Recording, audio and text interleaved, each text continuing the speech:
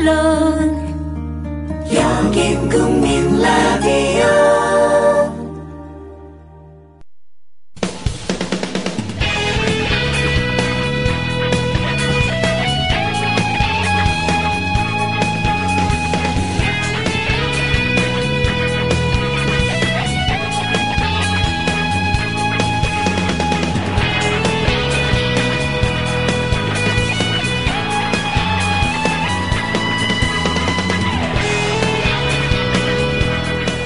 저희가 지금 방송을 시작해야 되는데 마이크가 갑자기 빠져가지고 돌발 상황이 생겼습니다, 여러분. 어떤 돌발 상황인지는 저희가 광고 듣고 와서 자세히 말씀드릴게요. 일단 광고부터 들으시죠. 정부에선 빚내서 집 사라는데 사야 할지 말아야 할지 모르겠어요. 사회생활 하려면 경제 지식이 필수인데 어디서 마땅히 배울 데도 없고. 뉴스를 봐도 뭔 소리인지 한 개도 모르겠고 누가 좀 속 시원히 알려줬으면 좋겠습니다. 아직도 신문이나 주간지를 통해 정보를 얻으시나요? 이제 보다 정확하고 심도 있는 실시간 현실 경제 정보를 받아보실 수 있습니다. 대한민국 대표 민간 싱크탱크 김광수 경제연구소. 김광수 경제연구소의 경제시평으로 현실을 꿰뚫어 보십시오. 가입 문의는 031-908-0172. 검색창에 김광수 경제연구소를 검색하세요. 기업 회원들을 위한 경제 보고서도 있습니다. 국민라디오 지지하는 4가지 방법 아시나요? 다운로드하기, 별점 주기, 댓글 달기, 구독하기. 국민라디오를 보다 많은 이들에게 전할 수 있는 가장 손쉬운 방법. 다운로드하기, 별점 주기, 댓글 달기, 구독하기. 잊지 마세요. 다운로드하기, 별점 주기, 댓글 달기, 구독하기. 네, 여러분께서는 진짜 언론 미디어 협동조합 국민 라디오 임승수의 좌변기에 오셨습니다. 안녕하세요. 아나운서 문희정입니다. 예. 임승수 선생님 안녕하세요. 지금 그 상황이 무엇인지부터 설명을 드리는 게 순서일 것 같습니다. 아니, 저희가 그 PD석에 있는 제가 쓰는 마이크가 책상에다 고정을 시켜놨잖아요. 그렇죠. 예. 근데 그 핀이 빠져가지고 마이크가 갑자기 뚝 떨어진 거죠. 방송 한 20초 전에. 그러니까 이렇게 디귿자로 탁자가 이렇게 좀 두께가 있는데 거기에다가 디귿자로 물리고 가지고 뒤쪽에서 이렇게 난사로 쪼여놓는 그렇죠. 건데 그게 계속 쓰다 보니까 좀 헐거워져서 마침 오늘 방송 들어가는 한 30초 전에 빠진 진짜 거예요. 빠진 거예요. 그래서 제가 깜짝 놀랐더니 이제 또 우리 임승수 선생님 바로 그걸 파악하셨어요. 그래서 끼워주셨어요. 네, 저는 이제 무늬만 공대지만 그 정도는 할 수 있습니다. 쓸모 있는 남자. 되게 멋있었어요. 금방 파악하고 이거 조이면 된다고 그러셔가지고 되게 속으로 멋있다고 생각했어요. 예. 이럴 땐 멋있죠 제가. 저 대학교 다닐 때 한양공대 다니는 남학생하고 소개팅을 한 적이 있어요. 썸 좀 탔습니까? 그래서? 아니요. 저는 기본적으로 외모가 어느 수준 안 되면 이제 상대를 안 하니까. 그냥 저기 했는데 아무튼 뭐 키는 컸는데 제가 물어봤어요. 너 세탁기나 냉장고 고칠 줄 아냐? 못 고쳐요 공대생들이 오히려. 그러니까 너 한양공대 기계공학과라며 그랬더니 걔가 그러더라고요. 내가 아직 고치는 법은 모르는데 만들어줄 수는 있다고. 거짓말쟁이네. 그러니까요. 별로였어요. 고칠 줄도 만들 줄도 모릅니다. 참고로. 그리고 여러분 그 얘기를 해야 되나 지금 개편 얘기하는 게 좋겠죠? 저는 전에 들은 건데, 이제 저랑 문희정 아나운서가 함께 진행하는 것이 오늘로 마지막이고, 제가 이제 손병희 선생님이랑 9월부터 진행하게 됐어요. 네, 그래서 또 시간도 1시예요. 1시, 그래서 제가 원래 이제 그 소식을 조금 한두 주 전에 듣고, 제가 이제 문희정 아나운서한테 일종의 거절할 수 없는 제안을 제가 했거든요. 밥을 한번 사드려야 되겠다. 근데 그걸 거절하셨어요. 저분이, 지금 방송에서는 되게 친한 것 같죠? 하나도 안 친해요, 여러분. 얼마나 제가 이 겉다르고 속다른지 겉으로는 친한 것 같은데 저한테 밥 얻어 먹는 것도 거절하는 되게 그런 것에 예민한 분이에요. 그래서 제가 아예 그냥 방송에다 대놓고 선물 드리려고 지금 가져왔어요, 제가. 진짜요? 이건 겁을 못 할 테니까. 저 책 두 권인데. 책은 진짜 좋아하잖아요, 제가. 이게 뭐냐면은 저랑 아내가 같이 쓴 세상을 바꾼 예술작품들의 어린이 버전 책이에요, 만화책. 그래서 무희정 아나운서 수준인데 딱 맞으실 것 같아서 제가 가져왔어요. 자. 저의 지적 수준을 고려한 책 선정 정말 탁월하십니다. 사실 이제 주변에 친구분 자제분들이 있잖아요. 네. 그분들도 이제 같이 볼 수 있을 것 같아서. 무슨 얘기, 제 애를 보게 해야죠. 아, 그런가요? 네, 한 5, 6년만 기다리면 돼요. 그래서 지금 제가 문희정 아나운서께 드린 책은 참고로 출판사 고래가 그랬어. 그리고 세상을 바꾼 예술작품들 1, 2권입니다. 여러분 서점에서 검색하시면 바로 나온 책입니다. 잠깐만, 이거 선물을 binge한 책 광고잖아요. 아니, 꽁도 먹고 알도 먹고 하는 거지 뭐. 대박이다. 그래서 오늘 저희는 막 웃고 있지만 사실 저는 마음속으로 약간의 서운함도 있어요. 야, 이렇게 오랫동안 올해 1월부터 해가지고 지금 거의 이제 9월이 다 돼가니까 8개월간 우리가 이제 인연을 맺었잖아요. 네. 근데 물론 이게 끝은 아니겠지만 일주일에 한 번씩 보던 분을 앞으로 이제 일주일에 한 번은 못 보게 된다니 그게 좀 아쉽더라고요, 개인적으로. 하나도 안 아쉬우시죠? 저한테 밥 한 끼도 안 얻어보려고 그러고 말이야. 에? 제가 샘 사정을 다 알아서 그런 거예요. 저요, 돈 잘 벌어요, 요즘에. 이 방송하고 나서 수입이 확 늘었어. 하도 많이 사주셔가지고 여러분이 책을. 네? 그래도 그러니까 여러분이 아셔야 될 게 무희정 아나운서가 자기 관리가 저렇게 철저해요. 절대 남한테 밥 한 끼도 안 얻어 먹으려고 그래. 제가 보기에 그건 너무 바늘로 찔러도 이게 피 안 나올 정도로 관리하는 것 같아요. 아니에요. 그건 아니에요? 네, 저는 막 대놓고 밥 사라고 두 줄기 패는 남자도 있어요. 아, 그런가요? 네. 누구예요, 그게? 죽어라 밥을 젊은 남자죠, 젊은 남자. 젊은지는 모르겠습니다만, 더럽게 말을 안 들어 처먹는 애가 하나 있어요. 그렇군요. 알겠습니다. 아무튼, 오늘 할 주제 얘기를 하기 전에, 저도 또, 방금 제 책 광고 했지만, 또 하나 광고가 있습니다. 이건요, 공짜예요. 여러분 좋아하시는. 제가 동두천 시립도서관에서 이제 강연을 하는데요. 9월 18일, 목요일 저녁 7시에, 강연 주제는 이제 당신도 저자가 될 수 있다. 이번 책 있잖아요. 삶은 어떻게 책이 되는가. 그 책을 주제로 해서 당신도 저자가 될 수 있다라고 이제 여러분 무료입니다. 무료 강좌. 네, 무료 대중 강연을 합니다.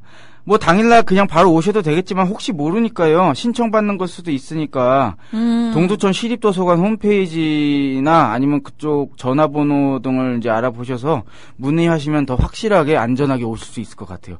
어쨌건 무료 맞습니다. 그리고 저번에 유료 강연 다행히 제가 이제 폐강 위기에 처했다 막 이렇게 죽는 소리 하니까 좀 와주셔서 성황리에 끝날 수 있었습니다. 여러분 감사해요.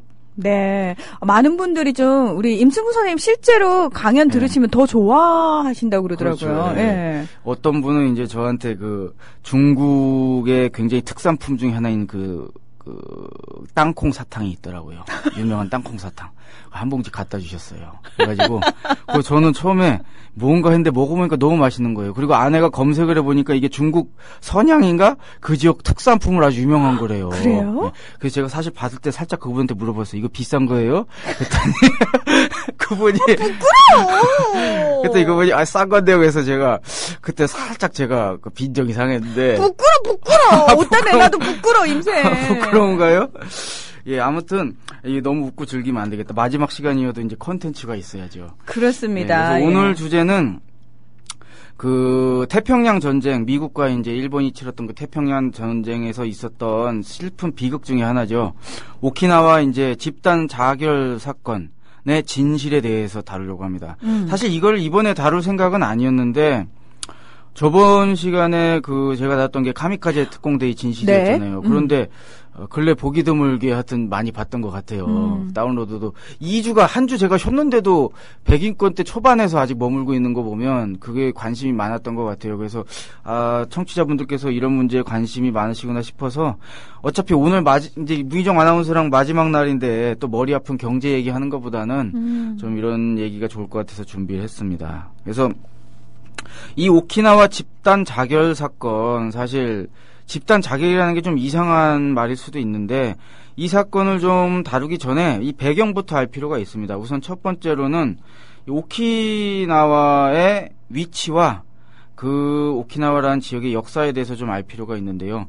이 오키나와는 제가 작년에 일본에 잠깐 가족이랑 다녀왔어요. 그 큐슈 지역 혹시 아시나요? 네. 일본이 이렇게 길게 있으면 맨 왼쪽, 물론 오키나와가 맨 왼쪽이지만 그 조그만 섬들 빼고 큰 큼직한 본토로 치면 이제 맨 왼쪽에 있는데 그 맨 왼쪽 큐슈보다 훨씬 왼쪽에 심지어 오키나와 일부는 대만이 더 가깝습니다. 예. 그 작은 섬들로 이루어져 있는 곳이 오키나와예요. 이 원래 오키나와 지역은 일본이 아니었어요. 류큐 왕국이라는 독립국이었습니다. 이 류큐 왕국은 일본이나 조선, 중국, 대만 등뿐만 아니라 동남아시아 국가들과 밀접하게 이제 무역을 하면서 이제 번성을 해왔는데 중국에다 조공을 바쳤어요. 그 당시 예전에는. 근데 이제 1609년에 일본 가고시마의 사스마국이라고 하는 나라가 일본도 이제 나라가 여러 개 있었잖아요. 사스마국에서 침공해가지고 여기를 이제 1609년에 이제 정복을 한 겁니다. 그 이후에 이제 류큐 왕국은 사스마에도 이제 조공을 하게 된 거예요.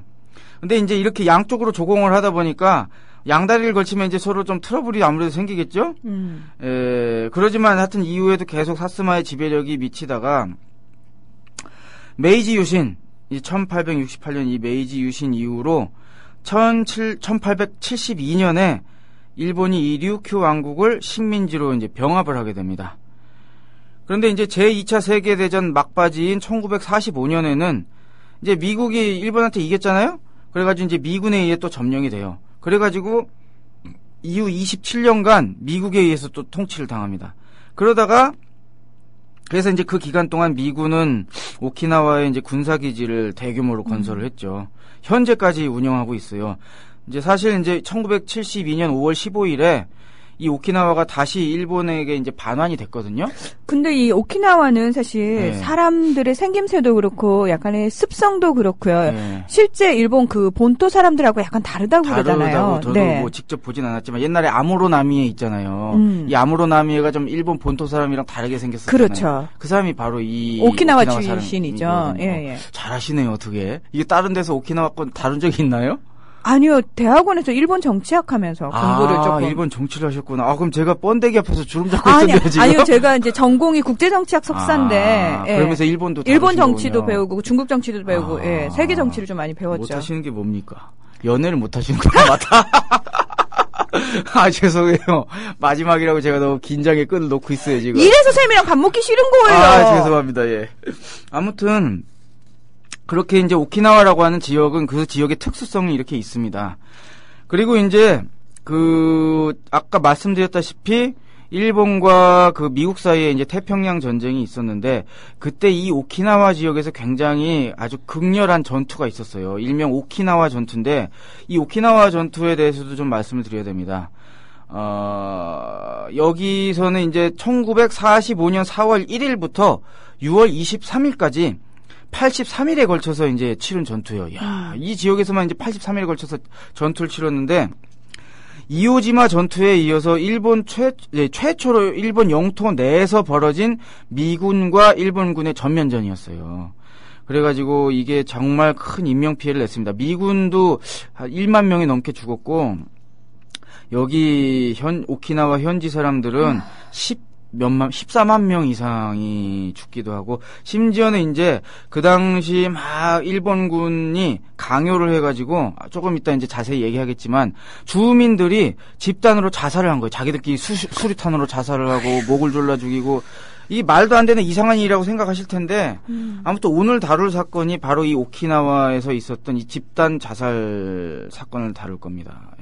그래서, 좀 구체적인 얘기를 들어가면 2011년 10월 10일자 프레시안 기사에, 여러분 프레시안 아시죠? 그 프레시안 인터넷 신문 프레시안 기사에 긴조 시게아키라고 하는 일본인의 이런 증언이 실린 적이 있어요. 이 사람은 오키나와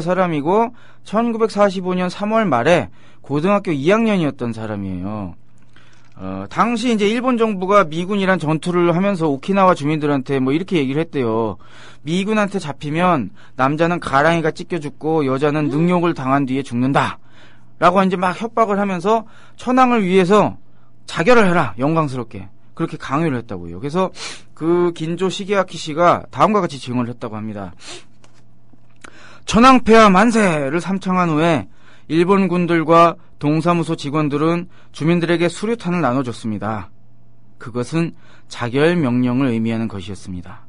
곳곳에서 수류탄의 폭음과 비명, 통곡 소리가 뒤섞여 그야말로 아비규환과 같은 상황이었습니다.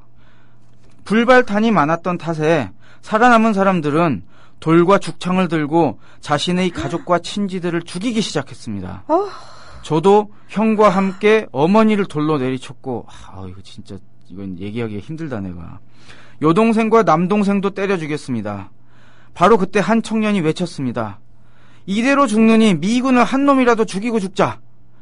그런데 저를 포함해 5명의 청년들이 처음으로 만난 사람은 미군이 아니라 일본군이었습니다. 우리는 살았다는 안도감이 아니라 배신감에 치를 떨었습니다.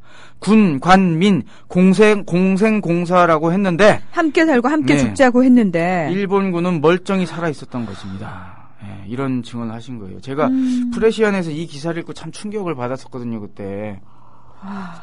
지금 말로 하니까 이게 우리가 실감이 안 가는데 이건 지옥 아닙니까? 이거 아비규환이죠. 그러니까 사실은 가족이 가족을 죽인다라는 게요. 보통 일은 아니잖아요. 그렇죠. 그러니까 맨정신에는 불가능한 일이라는 거 아닙니까? 그러니까 이게 저는 솔직히 잘 실감이 안 가요, 아직도. 이 상황이라고 하는 것이. 집단 광기의 현장을 생생하게 이제 목도를 했는데 문제는 거기에 가담했던 사람이 그 뒤에 살아남았다 할지라도 제정신으로 멀쩡하게 자신의 삶을 영위할 수 있었겠냐고요. 그러니까요. 그 노마필드 교수가 쓴 책이 있어요. 우리나라에도 이제 번역돼서 나온 책인데요. 제목이 혹시 이거 국제정치학 하실 때 이 책 다루셨나요? 죽어가는 아니요? 천황의 나라에서.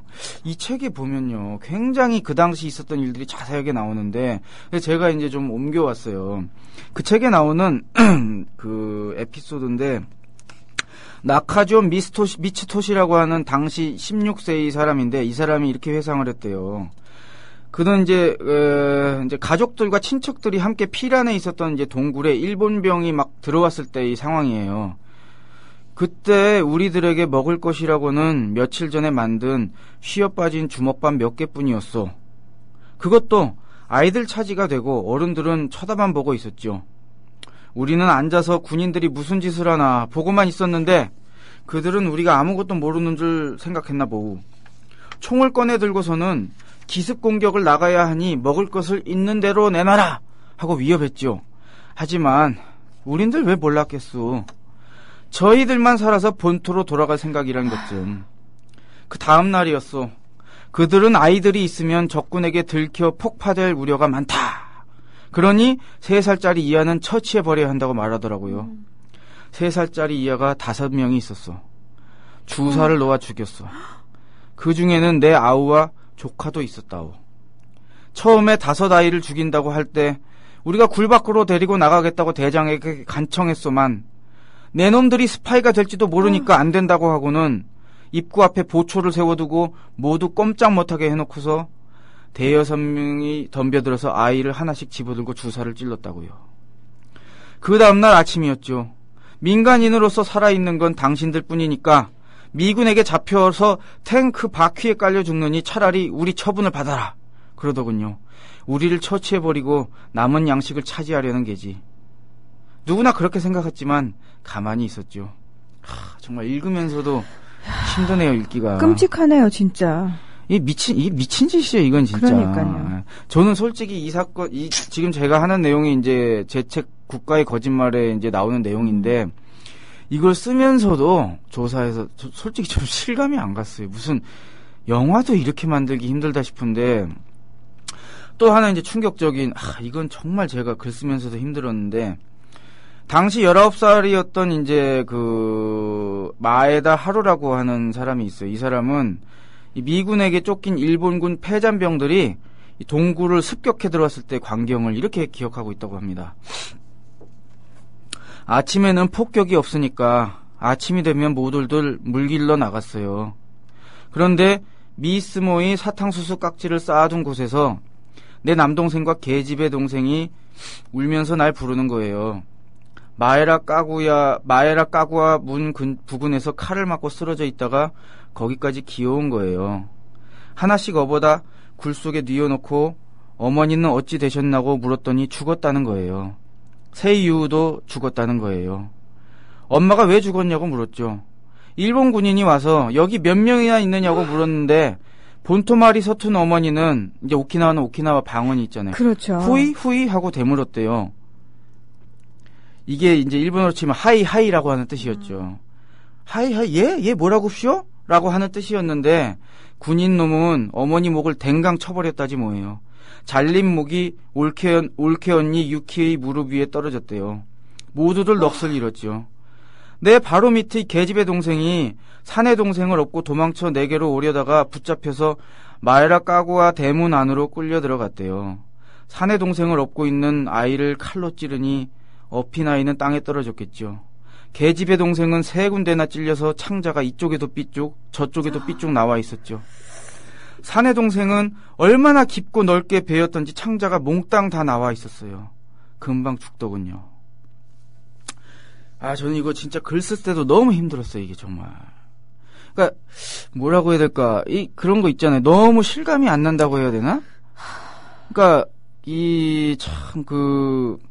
지금 읽으면서도 제가 마음이 힘든데, 사람들의 증언에 따르면 이 일본군들이 이 식량이나 물을 강탈해가지고 이제 사람들이 굶어 죽기도 하고, 일본군의 위협 때문에 이 전장으로 탄약이나 식량, 물 같은 것을 나르다가 포탄에 맞아 죽기도 하고 뭐 그랬다고 합니다. 또 일본군들은 주민들이 이제 피난 장소로 사용하던 가마라고 하는 그 자연 동굴의 일종, 그런 이제 가마라고 하는 곳이나 이 묘에서 주민들을 내쫓아가지고 전장에 방치하거나 오키나와 방언을 사용하는 주민들을 스파이로 몰아가지고 처형하기도 했대요. 일본군 상부에서는 오키나와어로 이야기하는 자는 다 간첩보아가지고 그냥 처분해라 라는 명령을 직접 하달한 상태였다고 합니다. 그 외에도 미군이 뿌린 항복 권유 삐라를 주워서 보거나 다른 주민들에게 항복을 권유하던 사람들이 살해당하는 사례도 있었습니다. 이 주민들의 피난 장소로 들어온 일본군들은 위치를 발각당하지 않기 위해서 방금 말씀드렸다시피 유아나 어린애들을 내쫓거나 죽였어요. 군 비행장이나 진지 구축에 동원됐던 주민들이 군사 비밀을 유출할 것을 두려워해가지고 미군에 투항한 것을 허락하지 않았을 뿐 아니라 다 이제 잡아 죽인 거죠. 말하기도 힘들다 참. 그러니까 근데요, 사실, 선생님 지금 저는 얘기를 들으면서 이때는 이제 전시라는 특수 상황이었기 때문에 이렇게 직접적으로 죽였지만 우리나라 얼마 전이었죠. 4월 16일 날 세월호 참사 때요. 저는 그거와 크게 다르지 않다고 생각해요. 국가가 자국민을 죽인 것. 그러니까 배 안에 들어가서 구조 활동을 전혀 하지 않고 그 배가 침몰되는 걸 온 국민이 지켜보고 그 옆에서 생중계를 했잖아요. 경비정을 타고 왔다리 갔다리 하면서 사람 구하지 않고 그 300명이 수장되는 걸 방치했잖아요. 아직도 전 이해가 안 돼요. 상식적으로 아무리 생각을 해도. 그래서 저는 지금 말씀하시는 이 내용, 오키나와의 내용과 과연 세월호 참사가 뭐가 다른가? 국가가 자국민을 그렇게 죽이나 이렇게 죽이나? 죽인 거잖아요. 의도적으로. 그러니까 사실 국민의 종복이라는 표현을 쓰면서 자기들이 이제 국가의 대통령도 되고 국회의원도 되고 하잖아요. 그런데 참 하는 짓거리들을 보면 참 답답합니다. 아무튼 그리고 진상을 밝혀달라고 하는 사람들 다 뭘로 몰았습니까? 종북 빨갱이라고 몰지 않았습니까? 반정부 세력이라고 몰고요. 가만히 보면 종북 빨갱이들이 세상에서 우리나라에서 제일 좋은 사람들이야. 그 사람들이 찍는 사람들이. 아무튼 참 이게 오키나와에서 이런 말도 안 되는 일들이 정말 많이 벌어졌습니다. 그래가지고 사실 뭐라고 해야 될까? 오키나와 가면요. 오키나와의 마부니 언덕이라는 곳이 있대요. 거기에 평화의 초석에는 다음과 같이 희생자 수가 적혀 있답니다. 전사자 해가지고 오키나와 주민 14만 9천 명, 일본군 7만 5천 명, 근데 사실 이 일본군에는 아마 오키나와 주민이 많이 있었을 거예요. 왜냐면은 카미카제처럼 학도병 막 14살에서 17살짜리 애들을 다 일본군으로 편제시켜가지고 다 내몬 거예요, 사지로. 미군 1만 4천 명, 영국인 82명, 대만인 8명, 북한 사람 82명, 한국, 남한 사람 263명. 그러니까 이 사람들은 당시 이제 오키나와에 거주하던 아마 제일 동포라고 표현해야 될까 뭐라고 해야 될까요? 아무튼 그때 또 끌려간 사람일 수도 그렇죠. 있죠. 끌려간 사람들일 예. 수도 있고 그렇죠. 그러니까 총 한 24만 명 정도가 사망할 정도로 이 치열한 전장이 된 겁니다. 오키나와가. 근데 사실 이 오키나와가 제가 아까 지리적으로 일본의 맨 왼쪽 큐슈보다 훨씬 왼쪽에 있다고 말씀드렸잖아요. 조그만 섬인데. 네. 그래서 사실 이 전쟁 시절에 오키나와라고 하는 것은 일본 본토를 위한 총알바지였던 거예요. 예, 역사적으로 이제 류큐 왕국이라고 하는 것은 일본이 아니었잖아요. 그러다가 이제 편입이 되다 보니까 이 본토 사람들은 이제 차별을 하는 거죠. 그러면서 2차 세계대전 과정에서 철저하게 본토를 위한 버린 돌의 역할을 하게 되는 겁니다. 처음부터 일본 수뇌부에서는 오키나와의 모든 자원을 동원해서 최대한 여기서 이제 지구전을 펼친다. 왜냐면 본토는 피해를 안 입히고 죽어도 다 오키나와가 죽는다. 그래서 오키나와는 100% 희생해도 괜찮다. 라고 하는 이제 전략이 짜여져 있었다고 합니다. 그래가지고 이제 소위 말해서 고쿠타이고지, 그러니까 한자어로 국채호지. 이제 국채라고 하는 건 이제 천황을 중심으로 한 국가를 얘기하겠죠. 그 국채를 보호하고 지탱하는 역할을 한다. 고쿠타이고지라고 해서 철저한 그 국채호지의 도구가 된 것이죠. 예, 참 아픈 일인데 이렇게 이제 역사적 아픔을 가진 오키나와 사람들이다 보니까 너무나 당연하게도 본토 사람들과 자신들을 일치화시킬 수가 없는 거예요. 쉽게 얘기하면.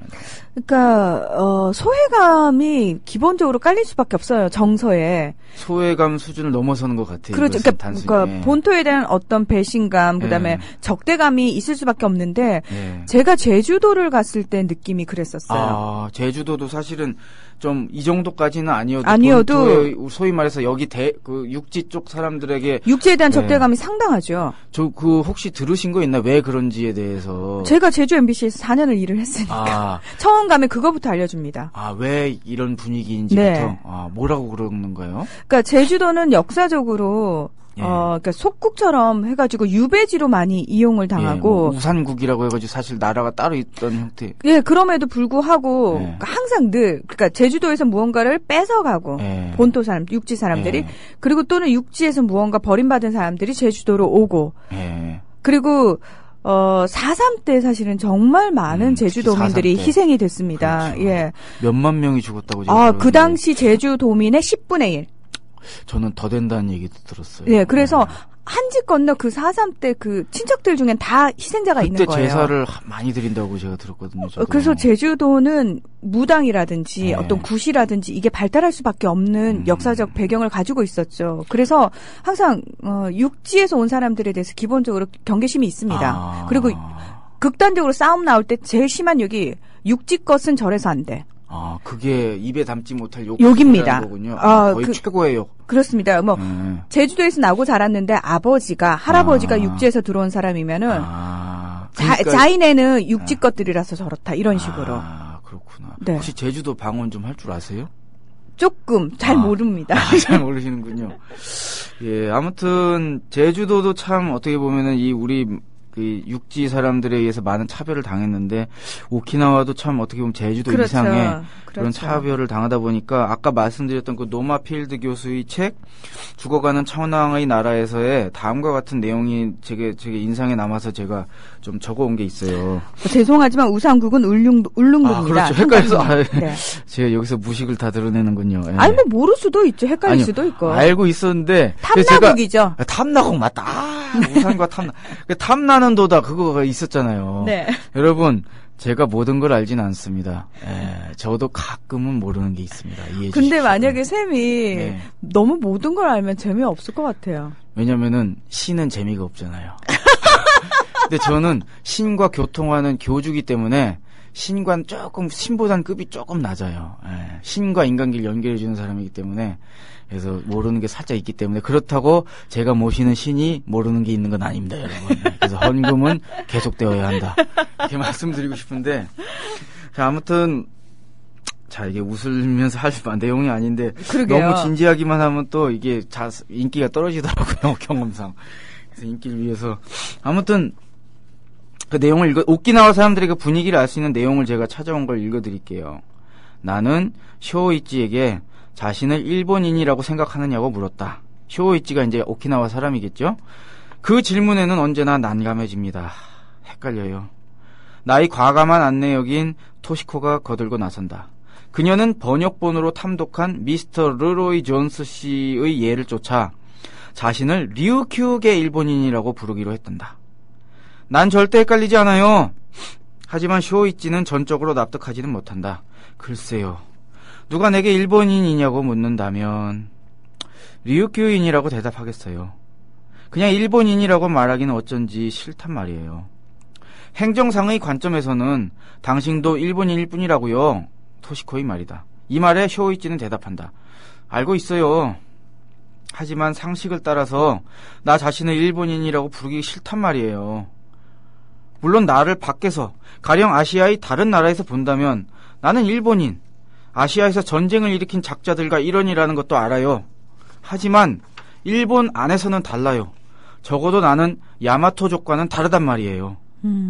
그러니까 제가 이제 일본에 대해서 일본에 유학 갔다 온 친구랑 예전에 좀 얘기를 한 적이 있는데 그 친구도 그런 얘기를 하더라고요. 오키나와는 일본이 아니라고 보면 된다. 거의 분위기가 완전히 다르다고 합니다. 그래서 이 일본의 식민지였던 오키나와는 제2차 세계대전이 끝난 후 샌프란시스코, 이제 미국과 일본이 샌프란시스코 조약을 맺었죠. 그 조약에 따라서 미국령이 됐어요.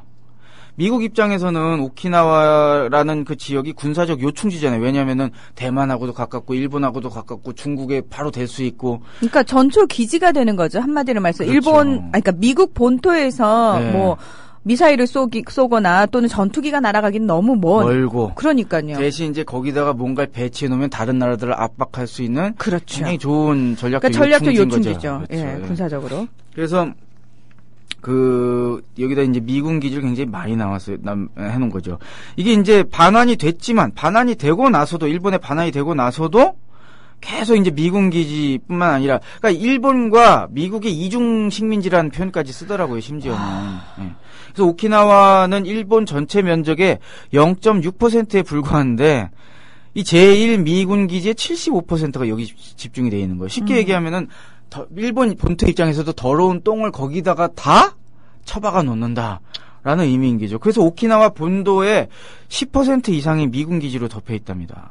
그래서 이제 오키나와에는 동부가 최대인 미군 기지인 가네다 공군 기지가 있고 후텐마 미 해병대 기지가 있어요. 그래서 이제 미국은 그동안 이제 오키나와 미군 기지를 갖다가 한국 전쟁, 베트남 전쟁, 이라크 전쟁, 아프가니스탄 전쟁 등의 핵심적인 발진 기지로 사용을 했습니다. 그리고 이제 심심치 않게 이제 미군 범죄가 일어나고 있고요. 1995년에는 3명의 미 해병이 12살짜리 여중생을 성폭행하는 사건이 일어나가지고 8만 5천 명의 오키나와 주민들이 집회를 열기도 했고요. 그리고 이제 전투기 및 수송기들이 이제 이착륙을 하면서 계속 소음과 폭음이 들릴 거잖아요.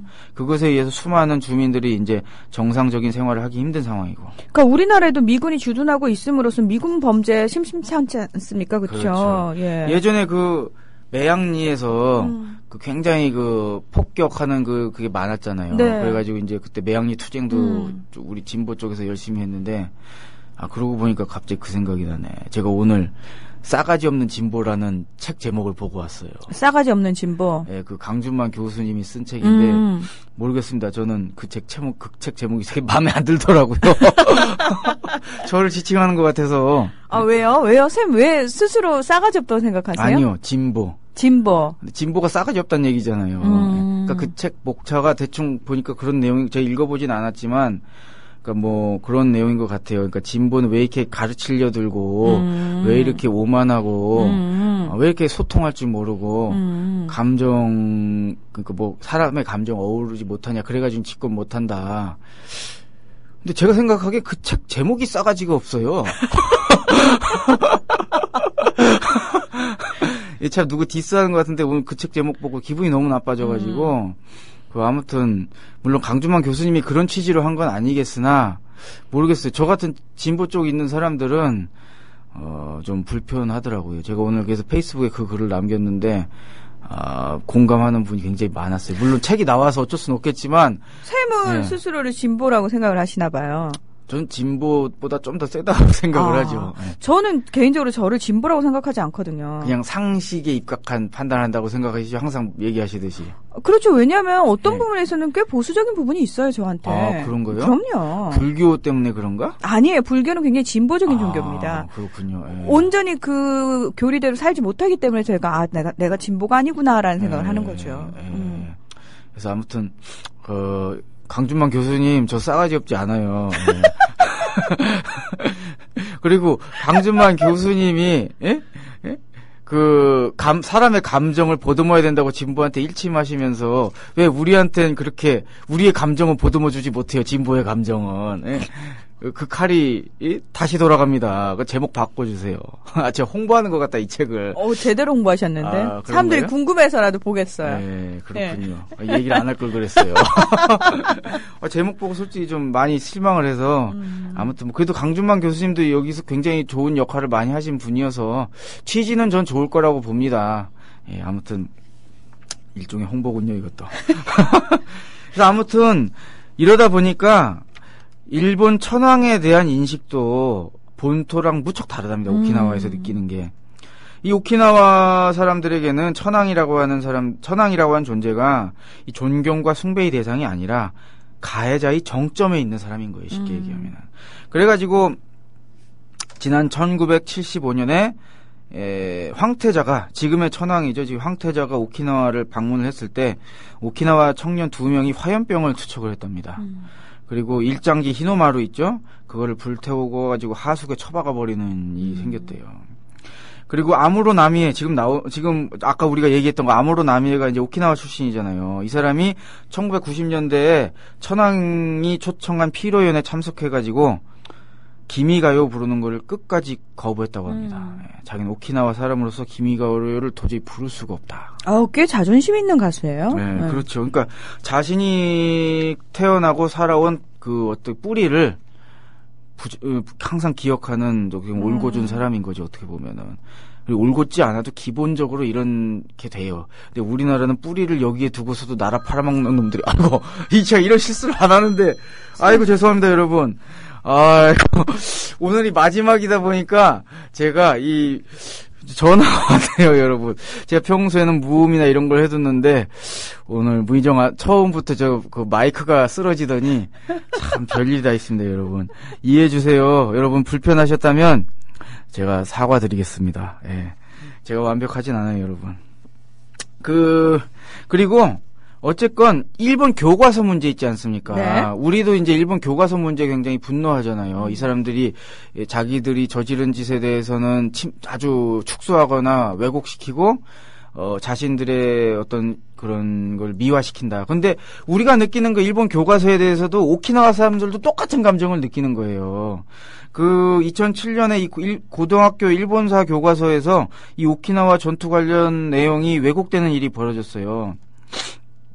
이 문부과학성에서 이 집단 자결과 관련해서 이 오키나와 집단 자결과 관련해서 군의 명령 및 강제가 있었다는 그런 서술과 관련해서 검정 의견을 붙여가지고 내용을 변경시킨 거예요. 이때 이제 오키나와 현이 완전히 그냥 들고 일어난 거죠. 우리나라의 교학사 역사 교과서 문제와 같은 상황이네요. 그런 거인 거죠. 네. 그래서 결국 11만 명이 넘는 현민 대화가 이 오키나와 본섬과 떨어진 섬에서 이제 동시에 개최되는 상황이 벌어졌습니다. 이런 집단 행동으로 인해 다행히 이제 교과서 왜곡 시도들은 좀 좌절됐지만 이 일본 정부와 우익들이 좀 교묘하고 집요하잖아요. 그래가지고 계속 틈을 노리고 있어요. 그래서 2011년 3월에는 이 검정에 합격한 이쿠호샤 중학교 교과서랑 지유사 중학교 교과서에 이 오키나와 사건과 관련해서 역사를 왜곡하는 내용을 이제 담은 거예요, 또. 이 지유샤 교과서 같은 경우는 미군이 상륙하는 가운데 궁지에 몰린 주민이 가족 모두 집단을 자결하는 비극이 일어났습니다. 주어가 없죠. 이게 항상 여기 이 주어가 없어요. 이런 걸 서술할 때는. 그리고 이제 이쿠오샤 교과서에는 미군의 맹공으로 피할 곳이 없어 집단 자결하는 사람도 있었습니다.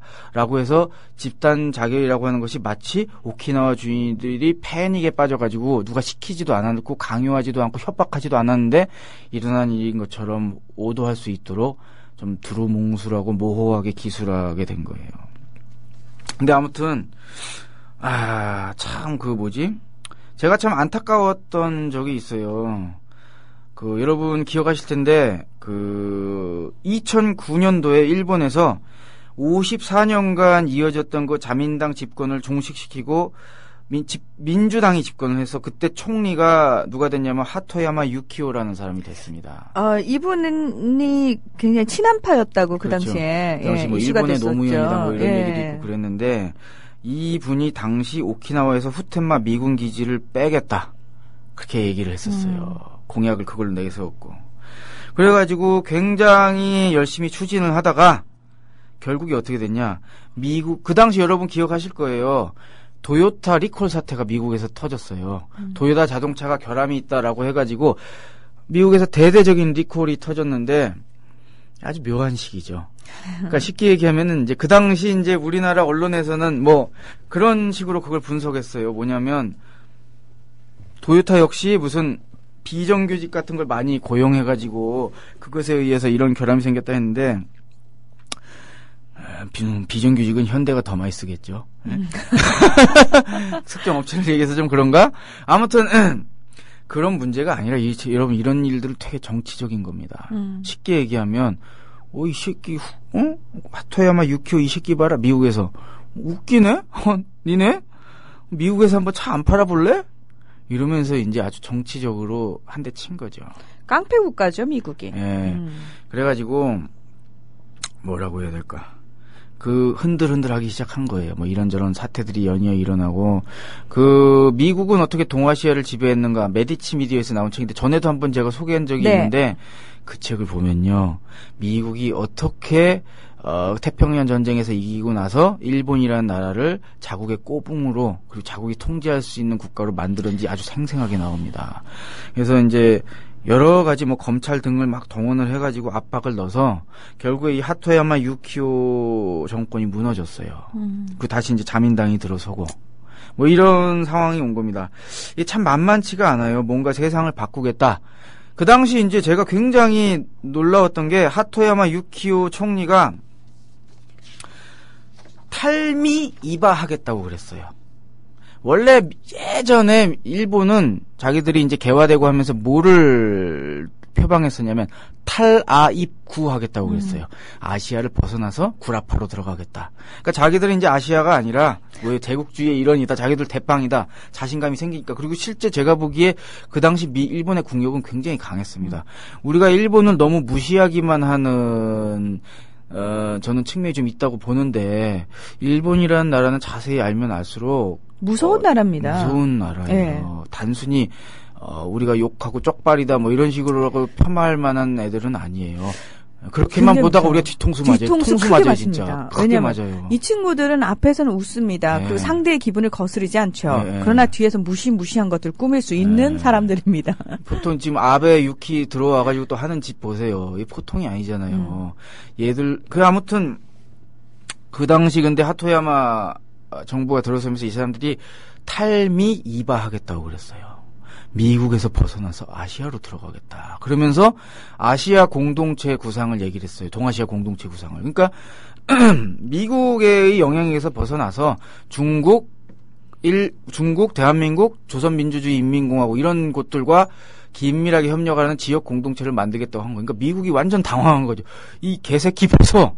이렇게 해가지고 이제 일련의 어떤 압박을 해서 근데 개인적으로 재밌었던 게 저는 그 하토야마 정부가 들어서기 전부터 굉장히 일본에서 심상치 않은 움직임이 있다. 그런 어떻게 탈미 이바하고 아시아를 더 중시하고 좀 평화를 더 이 지역의 평화와 아시아의 공동 번영을 고민하는 세력이 커진다라는 느낌을 받은 게 만화와 애니메이션을 통해서였거든요. 좀 재밌는 일인데 제가 봤던 만화 중에 아마 문아나운서는 모르실 거예요. 이런 거는 잘. 코드 기어스 반역의 르르슈라고 하는 이 제목이 아주 길죠. 이 만화가 있었는데 이게 일본에서 당시 굉장히 인기 있었던 만화예요. 근데 이 만화의 구도가 이 내용이 약간 보면 일본 군국주의 느낌도 나지만 이 만화의 구도가 굉장히 절묘했어요. 묘해서 뭐냐면 그 당시 그 만화의 설정이 일본이라고 하는 그 세계 지도에서 일본이라고 하는 지역이 에어리어 11이라고 이렇게 설정이 돼 있고 식민지입니다. 그리고 그 에어리어 11, 그러니까 쉽게 얘기하면 일본을 식민 지배하고 있는 나라의 이름이 브리타니아 제국인데 그 브리타니아 제국의 위치가 어디로 돼 있냐? 미국으로 돼 있어요. 그리고 그 일본 일본 에어리어 11의 레지스탕스들과 주인공인 르르슈가 이제 브리타니아 제국의 맞짱을 뜨는 과정이에요, 쉽게 얘기하면은. 근데 그 과정에서 누구랑 손을 잡느냐? 중화연방공화국이랑 손을 잡습니다. 중화연방공화국? 쉽게 얘기하면 중국인 거죠. 네. 그러니까 쉽게 얘기하면 중국과 일본이 손을 맞잡고 미국에 대응한다. 라는 그 구도가 당시 최고의 인기를 끌었던 코드 기어스 반역의 르르슈라고 하는 TV 애니메이션의 설정이었어요. 그리고 그거보다 조금 몇 년 전에 봤던 이제 만화 중에 블러드 플러스라고 하는 만화가 있습니다. 이것은 이제 오토나시 사야라고 하는 여자 주인공이 흡혈귀인데 얘가 이제 흡혈귀인데 흡혈귀를 죽여요, 사람을 위해서. 근데 이 무대가 굉장히 오키나와였어요, 그 무대가. 그리고 그 흡혈귀가 생기는 이유가 뭐였냐면은 미군이 생체 실험하고 있었던 거예요. 거기, 그러니까 실제 그런 일이 있었다는 게 아니라 오키나와라고 하는 지역에서, 그러니까 그 무대가, 그러니까 그리고 나서 거기 나오는 주인공들이 노골적인 반미 대화를 하는 거예요. 오키나와 미군들 물러나가야 돼, 뭐 이런 식으로 해가지고 그것도 굉장히 인기 있는 대중 만화였거든요. 그러니까 제가 굉장히 놀란 게 일본 만화를 보다가 야, 이렇게 인기 있는 대중적 만화들에서 미국에 대해서 노골적인 반감을 표시하고 아시아를 중시해야 된다, 중국과 손을 잡아야 된다라고 하는 얘기를 하는 걸 보면서 아, 일본 내부에 좀 의미 있는 변화들이 있는 거 아닌가라고 하는 생각이 있는데 언젠가 이제 하토야마 유키오라고 하는 사람이 나타나더니 탈미 이바하겠다, 동아시아 공동체 얘기하면서 들어왔어요. 근데 안타깝게도 어떻게 된 거예요? 미국이 이 개새끼 보소? 이러면서 이제 토요타 치고 막 치면서 정권이 유지가 안 되고 넘어간 거죠. 그리고 이제 지금은 아베 총리가 이제 나와서 이제 신군국주의로 계속 가고 있는데 모르겠습니다. 아무튼 간에 저는 여러분한테 그런 얘기를 하고 싶어요. 우리가 일본이라고 하는 나라에서 굉장히 많은 피해를 당했지만 그렇다고 일본인 전체를 싸잡아서 다 나쁜 놈, 이것은 좀 섣부른 것 아닐까. 특히 오키나와 같은 경우는 어떻게 보면은 우리와 연대할 수 있는 여지가 더 많은 곳이거든요. 일본 군국주의에 맞서서. 그리고 일본에 있는 양심적인 세력들도 있고. 그래서 저는 뭐라고 해야 될까? 우리가 피해자지만 그럼에도 불구하고 일본에 사는 사람들을 좀 분리해서 파악하고 분리해서 대응할 필요가 있다. 왜냐하면 보통 일본에서 활동하는 진보 세력분들이 그런 얘기를 많이 하세요. 일본에서 너무 민족주의적으로 세게 나오면 우리가 일본 내부에서 우리는 한국과 협력해야 된다라고 하는 목소리를 내기 힘들어지는 측면이 있다.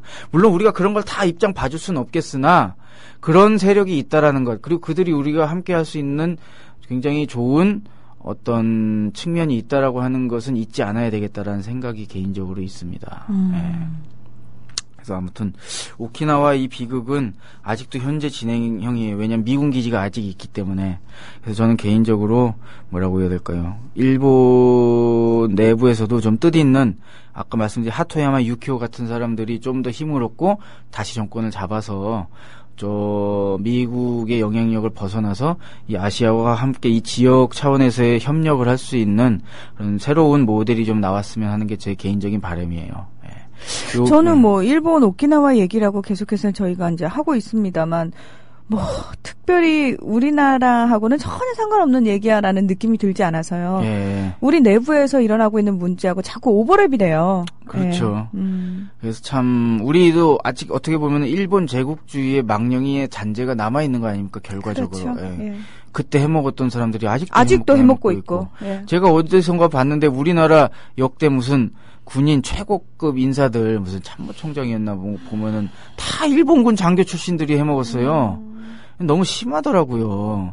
영혼이 없는 군대도 아니고 독립군 출신이 한 것도 아니고 말이에요. 그리고 뭐 아무튼 박정희 대통령도 일본군 장교였지 않습니까? 일본군 만주국의 장교 출신이죠. 장교 출신이죠. 네. 물론 본인이 그것을 나중에 반성하고 참여했다면 모르겠는데 저는 별로 그런 얘기를 못 들어봤어요. 아이쿠, 예. 네. 그래서 개인적으로 물론 일본과 협력해야 될 것은 협력해야 되겠으나 우리가 무슨 구원만 가지고 계속 서로 이웃이 될 수도 있는데 갈라서는 건 저도 현명하지 않다고 봅니다. 다만 그쪽은 저희한테 제대로 사과한 적이 없어요. 네, 그렇습니다. 네. 과거를 정확하게 좀 청산하고 좋은 이웃 관계로 갈 수 있는 계기가 들어서기 위해서는 일본 내부에서도 좀 다른 움직임과 다른 세력이 좀 정권을 잡을 필요가 있을 것 같습니다. 그러니까 많은 사람들이 도대체 언제적 얘기를 가지고 계속해서 그 발목을 잡고 있느냐라고 얘기하시는 분들이 있는데요. 그렇죠. 분명한 건요. 용서화해는 피해자 쪽에서 먼저 하는 게 아닙니다. 그렇죠. 가해자의 진정한 사과가 있은 다음에 피해자가 결정할 문제입니다. 그렇죠. 최소한 독일이 하는 만큼은 해야죠. 당연합니다. 가해자가 어떤 행동도 취하지 않았는데 피해자인 우리한테 왜 계속해서 너네가 그러냐, 발목을 잡느냐라고 얘기하는 건 어불성설이라는 거죠. 그렇죠. 예. 지금 우리나라에서도 마찬가지로 역사적 단죄가 제대로 되지 않았기 때문에 지금 많은 문제들이 계속해서 일어나고 있는 거 아닙니까? 예. 그러니까 우리들에게 자꾸 그 역사적 문제 얘기하지 말라라고 얘기할 것이 아니고요. 그 당사자들, 그 후손들이 먼저 진정성 있는 사과를 하십시오. 그 다음에 우리가 그 부분을 어떻게 할지는 결정을 하겠습니다. 예. 예. 아, 다음 주부터 문희정 아나운서랑 진행을 못한다고 생각하니 참 마음이 좀 짠하네요. 예. 근데 근데 문희정 아나운서께서는 그런 거 없어요. 그냥 굉장히 평소 얼굴이랑 똑같습니다. 여기서요, 제가 와서 3개월마다 개편을 하는 거예요. 아, 익숙하신 거구나, 그것에 대해서. 익숙해지지 않으면 고통스럽습니다. 하긴, 그렇더라고요. 선생님들도 자기 반 애들 떠나보낼 때 그것에 익숙해지지 않으면 굉장히 고통스럽다고. 정말 그러더라고요. 고통스럽고, 네. 그 정신적 스트레스가. 학생이 바뀔 때마다 굉장히 힘들다고 그러더라고요. 상상을 초월해요. 그렇구나. 네, 제가 너무 고통스럽고 너무 힘들어가지고. 그래서 어떻게 보면 약간의 저희가 사주는 밥도 안 먹으려고 하시는 게 그 거리감일 수도 있겠네요. 적당한 거리. 예, 알겠습니다. 거기서 나오는 거였군요. 왜 그러세요? 예, 다 알았어요, 이제. 아, 난 서운해하는데 하나도 안 서운한가 봐. 예? 알아봤어. 찌찌뿡이야. 아이고, 참, 어리고 달랠 수도 없고, 예.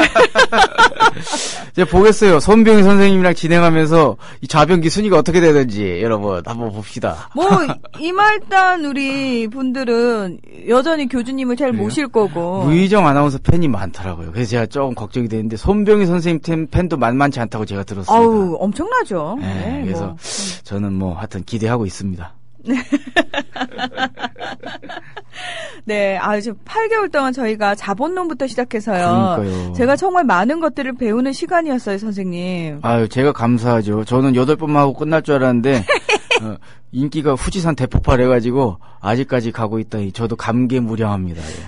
선생님과 만나는 시간은, 네. 대학교 친구를 만나는 느낌이어서 정말 편하고 좋았어요. 왜냐면 나이가 똑같으니까, 네. 나이대가 비슷하니까 그렇죠. 학번이 예. 같으니까. 그러니까, 예. 그래서 뭐라고 말할 수 없는 어떤 동질감. 그렇죠. 공감대가 이미 동료의식 이런 게 좀 있죠. 깔려 우리가. 있어요, 기본적으로. 네. 그냥 비슷한 시기를 살아왔고 비슷한 경험을 했으니까요. 그러니까요. 예. 그리고 똑같이 S로 시작하는 대학을 나왔고. 네, 선생님? 예. 네, 저는 선생님과 여기서 끝이라고 생각 안 하거든요. 예. 저도 그렇게 생각 안 합니다. 저희가 이제 CMS가 많이 늘어나서 이제 좀, 안정적으로 운영이 되면 저는 제 게스트들 다시 데려올 겁니다. 예. 당연합니다. 그때를 제가 기다리면서 열심히 방송하겠습니다. 버티세요. 예, 버티겠습니다. 알겠습니다. 네, 임승수 선생님과 함께한 매주 금요일 함께했던 임승수의 좌변기 저와 함께하는 시간은 오늘이 마지막이고요. 자, 다음 주부터는 매주 금요일 오후 1시에 손병희 선생님과 임승수 선생님이 함께합니다. 많은 분들이 또 기대하신다는 댓글 달아주셨는데요. 임승수 선생님 오늘도 굉장히 행복하고 즐거웠습니다. 고맙습니다. 예, 감사합니다.